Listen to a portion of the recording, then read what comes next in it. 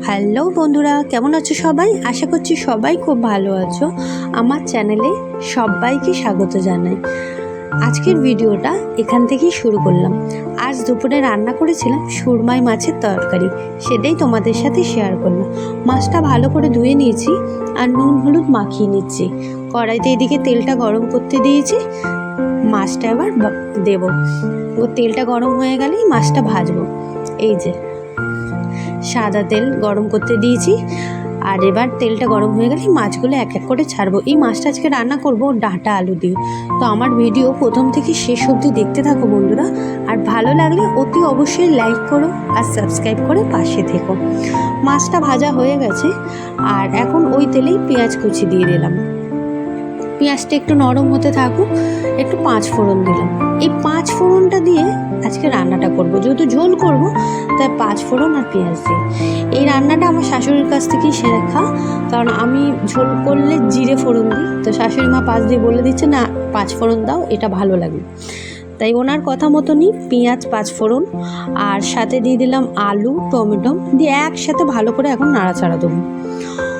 ওনার অনেকগুলো রান্না আমারও খুব ভালো লাগে। আমি আগে কখনো সুরমাই মাছ খাইনি, মানে আমার বাপের বাড়িতে এই মাছ কখনো আনতোই না, তো আমি খেয়েও টেস্টই জানতাম না। তো বিয়ের পর যখন আমি এখানে এসে খেয়েছিলাম, দারুণ লেগেছিল এটা। এই মাছের টেস্টটাই আলাদা। তো ডাঁটাও দিয়ে দিয়েছি, ডাঁটাটা বেশি ভাজবো না। সজনে ডাঁটা আলু, আর এখন দিয়ে দিলাম আদা বাটা দিয়ে ভালো করে একটু কষিয়ে নিচ্ছি। আদার সাথে একটু রসুনও বেটে নিয়েছিলাম।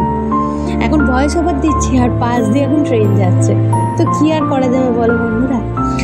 আর এই যে এখানে একটা বাটিতে একটু সর্ষে, একটু নুন, হলুদ গুঁড়ো, লঙ্কা গুঁড়ো আর একটু ওই জিরে গুঁড়ো দিয়ে ভালো করে একটু জল দিয়ে একটু ফেটিয়ে নিয়েছি। একটা বাটির মধ্যে সব মশলাটা নিয়ে নিয়েছি, একটু সর্ষে, একটু হলুদ গুঁড়ো, লঙ্কা গুঁড়ো আর একটু জিরে গুঁড়ো, আর এই নুনটা দিয়ে দেবো। দিয়ে ভালো করে আবার কষিয়ে নেবো। আলাদা আলাদা করে আর দিলাম না, ওই বাটিতে করে চামচে ফেটিয়ে দিয়ে দিয়েছি। কি আর বলবো বন্ধুরা, আমি একাই তো ভিডিও করি আর একাই এডিট করি, তাই হয়তো একটু সমস্যা হয় ফোনটা ধরতে। তো তোমরা যদি এরকম করে পাশে থাকো তাহলে অনেক অনেক দূর এগিয়ে যাবো। তো একটু জল দিয়ে দিয়েছি আর 3-4টে চেরা কাঁচা লঙ্কা দিয়ে দিয়েছি। দিয়ে একটু এবার ঝোলটা ফুটছে, একটু ঢাকনা চাপা দেবো, একটু ওপর দিয়ে ধনেপাতা দিয়ে দিলাম।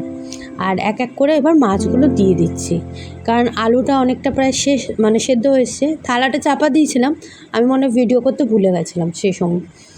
তো এই যে মাছটা এবার দিয়ে ফুটিয়ে নেবো। রেডি হয়ে এসছে আমার ডাঁটা আলু দিয়ে মাছের তরকারি। এটা বেশি ঝোলও করিনি, একটু গা মাখা রেখেছি। আজকের মতো এখানেই শেষ করলাম, বাই।